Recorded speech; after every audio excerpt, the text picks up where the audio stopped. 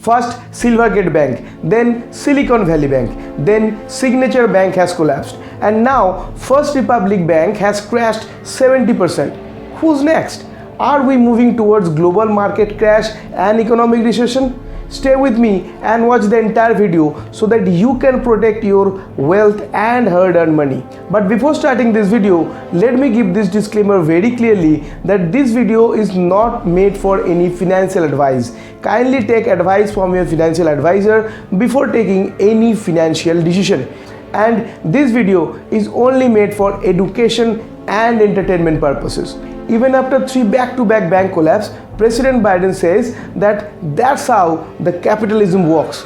Really? In his latest interview, he said that the money of depositors or retail customers are safe thanks to US Deposit Insurance Fund, but the investors are not protected. But what is this deposit insurance in the United States? Deposit insurance come under Federal Deposit Insurance Corporation or FDIC that protects the depositors' money up to $250,000 from any bank defaults. But Joe Biden on Sunday said that all the depositors' money will be protected beyond $250,000. Again, thanks to the November 2024 US election schedule. But will it be able to avoid the domino effects of bank defaulting? Let's find out why avoiding bank defaults are not possible in US right now. Number 1, increasing rate of interest in the US economy.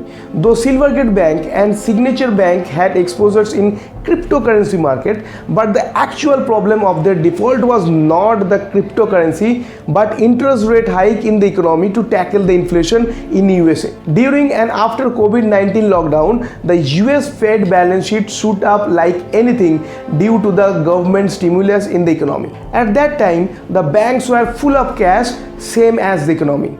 And this excess cash became the burden of the banks as the customer deposits always attract some interest. In this chart, you can clearly see that since second quarter of 2019, the US banks have brought ample amount of US Treasury bonds. Till then, everything was going well. But after July 2022, the US Fed started increasing the interest rate massively. And that has created the problem for the banks in USA. As they invested in government bonds, by the principle of the bonds, if the interest rate increases, the price of the bond declines. The logic is, if I can get higher interest rates on the similarly priced bonds per year with the government promise that at the end of the maturity I will get my principal amount back without any redemption risk, then why I will go for less interest earning bonds? And to control the excess liquidity, US Fed has done the same thing. The chart behind me shows how the balance sheet of the US Fed has contracted since July 2022. That proves that the demand for buying US government bonds has gone up sharply. And as a result, the price of the previously owned low interest rate bearing bonds started falling, causing huge notional losses for the banks as those down priced bonds are still held by the banks. The same thing happened to Silicon Valley Bank that has defaulted badly with depositors' money invested in the US Treasury bonds. As with sudden liquidity pressure, they had to book losses and sell those loss-making bonds to meet their banking liquidity requirements. And their losses were too big as they invested in long-term government treasury bond with the maturity period of 10 years. It literally proves that sometimes your comfort can put you to your graveyards. And the most shocking fact is that not only the Silicon Valley Bank but other banks in USA are also on the verge of collapse because of the same reason. Number 2 reason is growing negative sentiment. The thing is, rumor roam the most. Watching the banks defaulting one after another, people may get scared, and with the full of disbelief, they might go to withdraw their money from the banks and put it in some safe haven assets like long-term government bonds to ensure high rate of interest and high yield.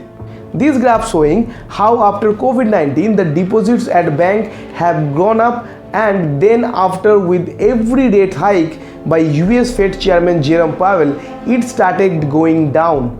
And this thing has started massively by both the customers and investors, as they are getting more secured and risk-free return than the banks which is offering relatively lower interest rates with possible default risk. This changed consumer behavior forced US bank to raise interest rate, but still fear matters the most. And more importantly, this fear-driven bond buying will increase the demand of high interest-bearing long-term bonds, leading to lowering yield further, causing more banks defaults due to massive liquidity crunch and losing depositors' money via losses incurring due to high volume loss-bearing bond selling to meet the liquidity pressure in the banks. Number 3 reason, measurement of the size of default. While some investors and analysts believe that this mass banking default doesn't carry the same intensity like Lehman Brothers fall of 2008, but in reality, the US is gradually moving towards much larger banking system collapse in coming months. Let's compare the 2008 bank defaults with the present banking default scenario. The Lehman Brothers default size was 619 billion US dollar in the year 2008. With compounded average US inflation rate, this default size in this year 2023 stand at 864 billion US dollar, whereas the assets of Silicon Valley Bank's default size was 209 billion US dollar. The default size of Silvergate Bank was 11 billion US dollar. The default size of Signature Bank was 110.36 billion US dollar. And as per the expectation, if the First Republic Bank that has received the junk rating from S&P Global and total asset size with 230 billion US dollar defaults, then in total bank defaults value will be standing at 543.36 billion US dollar. That will be more than 62% of the total Lehman Brothers inflation adjusted default size. And some more banks are waiting to listen the Chinese music in coming months. And the mass banking defaults will trigger the next recession. And most importantly, FDIC or Federal Deposit Insurance Corporation too also cannot avoid this default, as FDIC doesn't insure non-deposit investment products such as stocks, bonds, government and municipal securities, mutual funds, annuities, fixed and variables both, saving bonds, crypto assets, etc. And if these things started happening, in one hand the banks will be falling one after another, and on the other hand FDIC cannot protect everybody's wealth at a time, because it is not possible for FDIC alone to bail out all the banks together. Number 4 reason is European banks defaults. Except all those American banking stories, one of the major European bank, Credit Suisse, with total asset size of 531.4 billion US dollar, seems to be in great trouble, as the share price of the bank has already crashed by more than 76% in a year, witnessed deposit outflows of 100 billion US dollar charged in the various fraud scandal and misconduct, has slashed 9,000 jobs. Additionally, Credit Suisse has submitted reports in delay after the question raised by US Securities and Exchange Commission over its cash flow statement in 2019 and 2020, as well as related controls in the bank.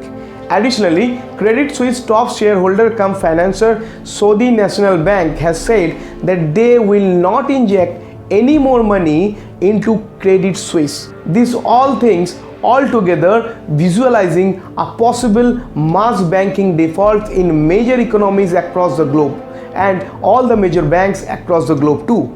In this current present situation, I would like to suggest you to sit on cash and put your money in gold and silver, not just only to protect your wealth and hard-earned money from the global financial crisis 2.0, but to take maximum advantage out of it. So that's it for today. If you find this channel and its content helpful and full of information, then kindly subscribe this channel and press the bell icon for more video updates in the future. Till then, bye bye.